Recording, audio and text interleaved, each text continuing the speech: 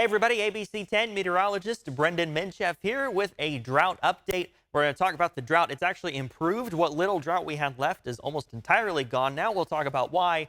And then also we're going to talk about fire season because frankly, it is just getting started. The worst of the north winds, which really helped to dry us out and get those fires going, are still yet to come. We've not even got to that point in the year seasonally when we see the worst of those north winds. Let's jump right in. We'll start with the drought map. This is what it looked like on August 17th. You notice where the drought was, really unsurprisingly down in the deserts of Southern California. But something happened down in Southern California over the last week, and that would be a tropical storm. And obviously that brought rain. And so look what that did to the drought. It is almost completely gone at this point, with the exception of a little smidge right along the Colorado River there. So 1.38% of the state of California is in drought. That is it, just 1.38%. The other 5.3% in that yellow coloring there is abnormally dry. I say this a lot, not technically drought. It's either entering drought or recovering.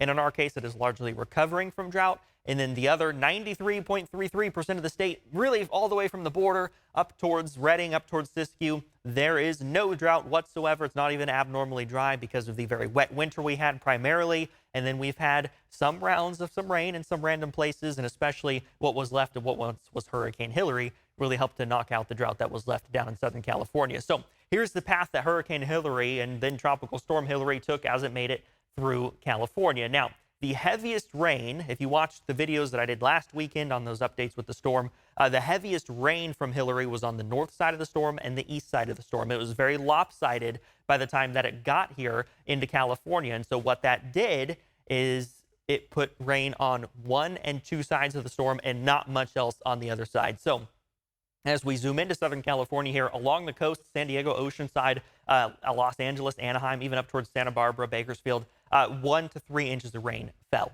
Still a lot, especially for it being August when we don't typically see a lot of rain. 1 to 3 inches fell along the coast. 4 to 8 inches fell out in the deserts. Palm Springs was hit especially hard with some of this. Also, El Centro and some other places right along the border were hit pretty hard with that rain as well. It was quite a bit of rain in some very dry areas. This isn't 4 to 8 inches of rain on, moist and, readily moisture-starved soil, down in Florida, right, where it's wet. It can absorb that rain, that water. Somewhere like the Midwest where it's kind of used to that rain, it's ready for it, it can absorb it. This is desert, right, folks? I mean, this is sand, this is rain, or this is dirt and sand that doesn't typically see a lot of rain, especially in August. So we got a lot of runoff happening. We got a lot of washed out roads. Death Valley had some issues as well with some washed out roads. Joshua Tree National Park. So this isn't just 4 to 8 inches anywhere. This is 4 to 8 inches in the desert of Southern California. That is a big deal. And there's also some mountainous terrain, which saw even higher amounts than 4 to 8 inches. Now, I know that we talked a lot about last week, too, with the track of Hilary, that we expected to see 4 to 8 inches along the coast, right? 4 to 8 inches of rain didn't happen on the coast because of this little jog that it took as it went through Baja California and then into the state of California. Notice how it came in a little east of San Diego, a little east of Oceanside. So they got spared the worst of the wind and the worst of the rain as well. So if you're right along the coast, you might have thought this is not as bad as it could have been, and you would be absolutely right. It was not as bad as it could have been. If you were further inland, it was actually a little worse than potentially you expected it to be. We'll move up a little further now. Bakersfield, Fresno, up towards Yosemite, about 1/2 inch to 2 inches. But then again, in towards Death Valley and in towards the state of Nevada, which I did not contour here all the way for Nevada, really just focusing on California. But still, 4 to 8 inches, and then 1 to 3 inches fell in Death Valley. So there was a significant amount of rain that fell with the storm, especially in places that simply don't see rain. That's why that drought is gone in the deserts of Southern California. It's gone at this point because of that. And in August, anywhere in California, we really don't see that drought improving. So this is kind of a special event for us there. Now, I will also say we did see rain in Northern California. Didn't turn out to be quite as much as it potentially could have been, but we saw 0.03 of an inch of rain in downtown Sacramento on August 21st as the remnants of Hilary moved on through. That is 150%, yes, 150% of the average monthly rainfall in downtown Sacramento in August, which is normally 0.02 of an inch. So in just 6 hours, when 0.03 of an inch of rain fell, we beat that monthly average. Now, that's not really significant, of course. The numbers are kind of inflated because it's really not that much rain. But the point is, we did top out above average in August already, and there's still a few days in August as of this recording. Don't expect any more rain, though. As we look ahead towards September, our average rainfall for the month does start to increase up to over 1/10 of an inch, about 15 hundredths of an inch of rain. So we do start to see typically a little bit more rain in the month of September, but it still is not very much, especially when you compare that to the wintertime average monthly rainfalls that we have. But temperatures certainly come down. The start of the month, the average high temperature in downtown is 92 degrees. By the end of the month, that average high temperature is 85 degrees. Not a lot of movement on the overnight lows, but certainly a lot of movements on the average highs. And something else you'll notice here, the hottest high temperature ever in not only September, but ever for Sacramento was last September, right around Labor Day, when we made it to 116 degrees. So we'll talk about that a little more in just a second, but I do have some good news. We're not going to be anywhere near that for this holiday weekend.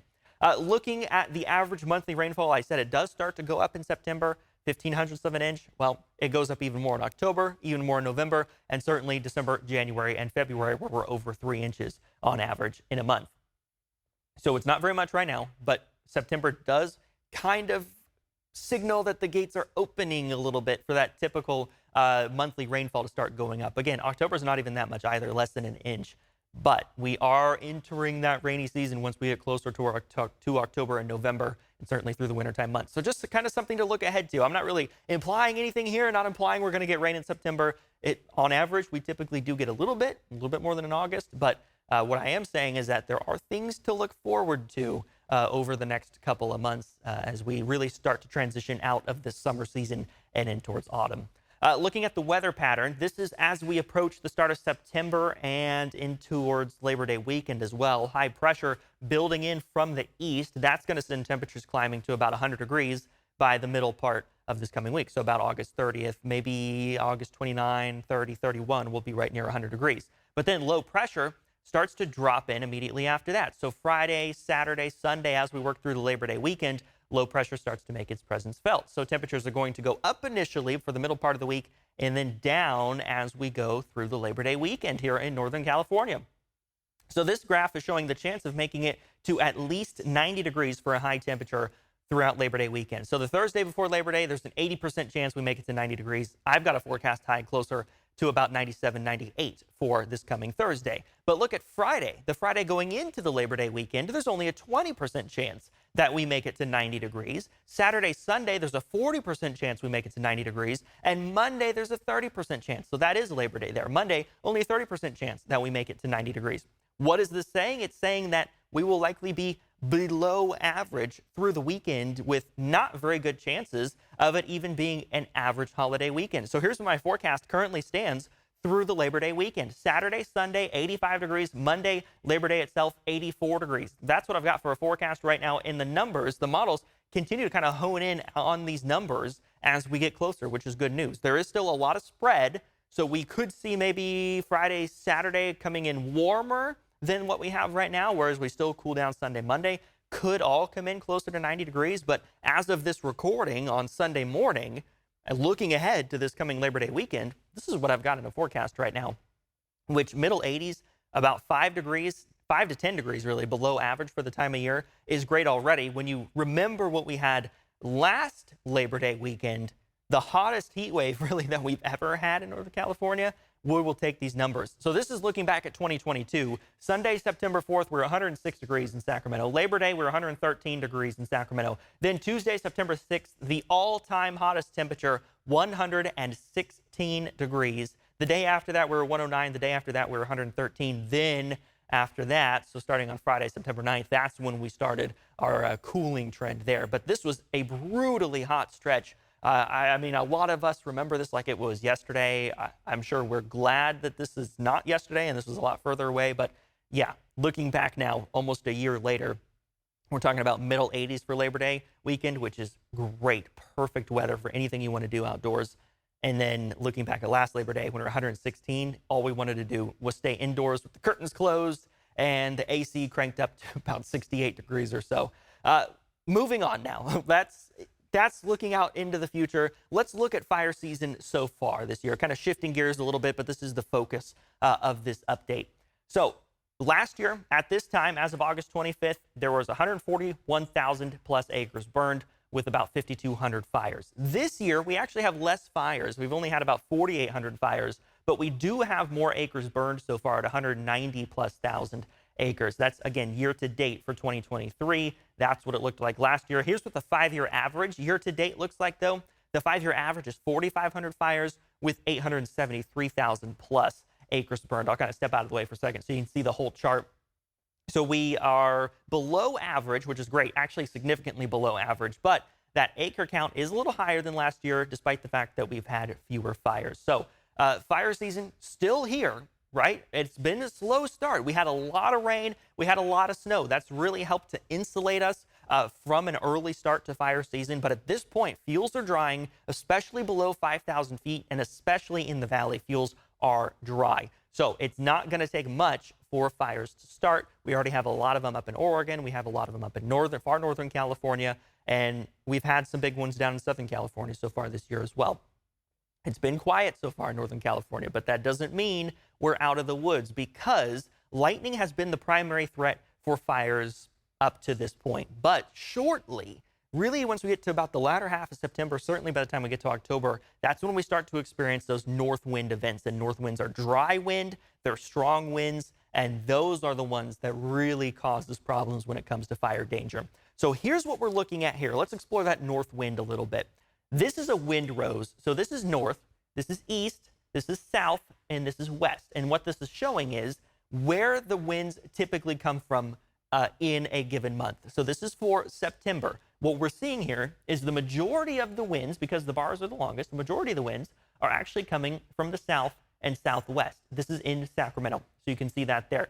We've had the strongest, not we've had, but we typically have the strongest winds out of the south and west in Sacramento in September. That's what that chart means. This chart applies the same way for all of them, but what it shows is that the winds do change. Here's what it looks like for October.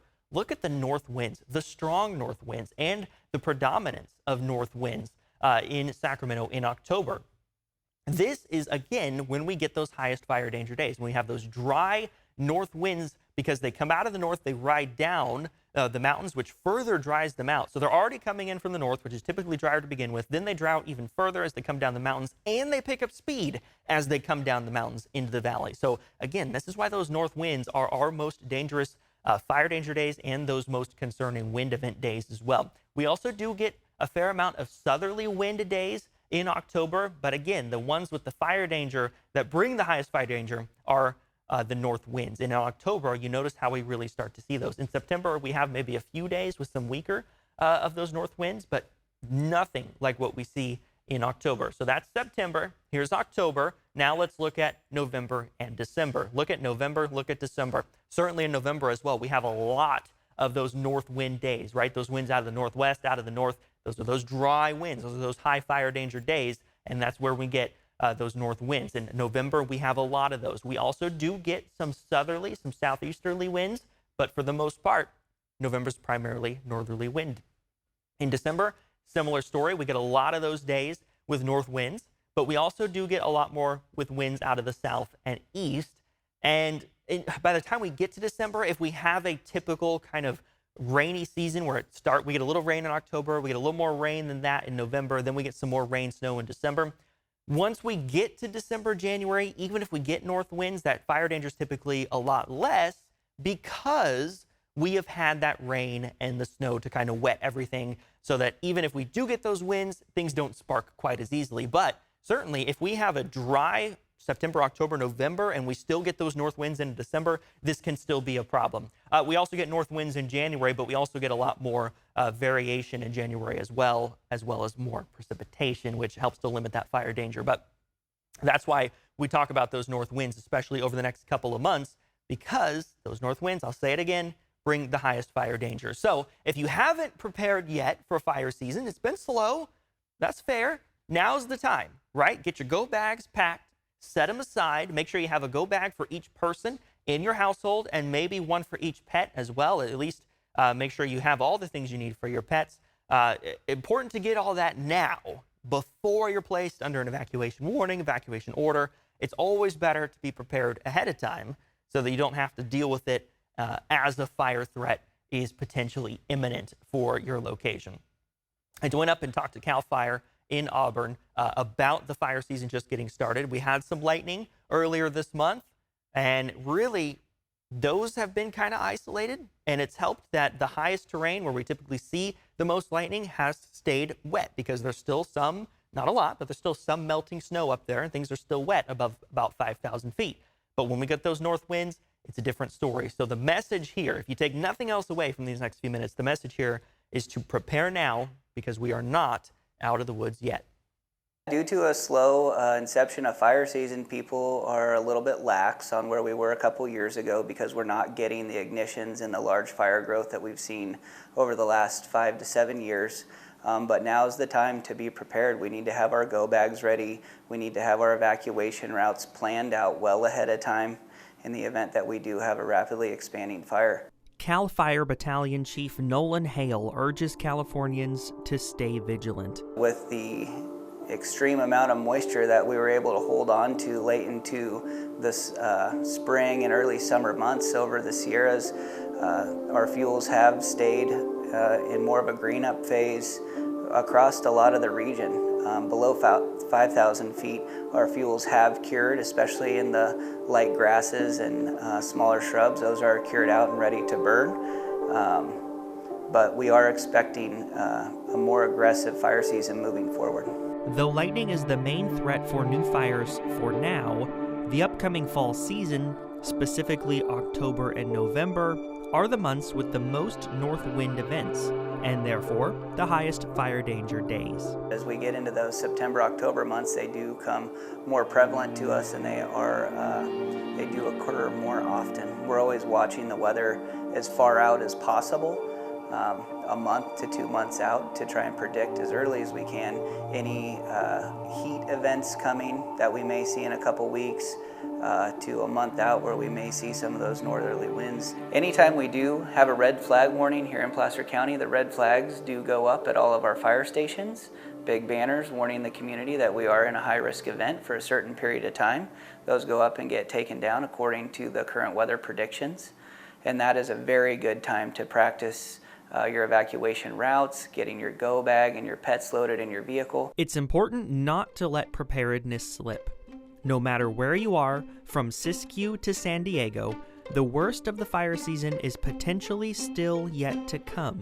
The 5 most important things we feel you should be prepared to take in your go bag are, of course, all of your people, your family members, and followed by your pets are going to need to be taken with you as well. Your papers, your important documents, any legal documents, deeds, trusts, marriage certificates or birth certificates, and then prescriptions. Prescriptions is very important for anybody that's on them, because depending where you evacuate to, it may be several days before you can get those refilled. And then photos, any mementos you have, any early pictures, historical pictures, or family photos that you want to hold on to are going to be very important. And don't wait until a fire breaks out to collect your important documents and photos.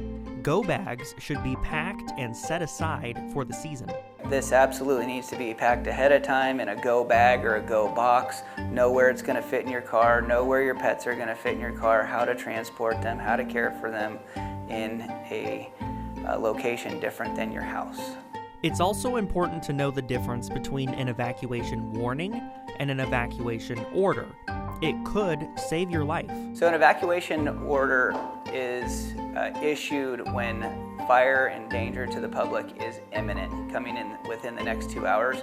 A warning is what we do to ensure people are prepared to leave and give them the opportunity to leave ahead of time. We change our mode and tactics and strategy depending on the aggressiveness of where the fire is burning, how it's burning, and what population that's affecting. So if you're asking if we do go door to door, absolutely. Both your law enforcement agencies, CAL FIRE, and all fire agencies throughout the state will be going to door, making evacuations in the event of a rapidly expanding incident.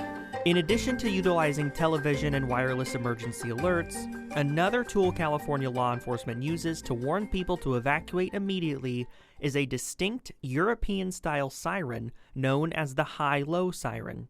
Here is what Placer County's high-low siren sounds like. Though each department's sirens may sound different, California law stipulates that high-low sirens can only be used to warn of an immediate evacuation. So if you hear the high-low, it's time to go.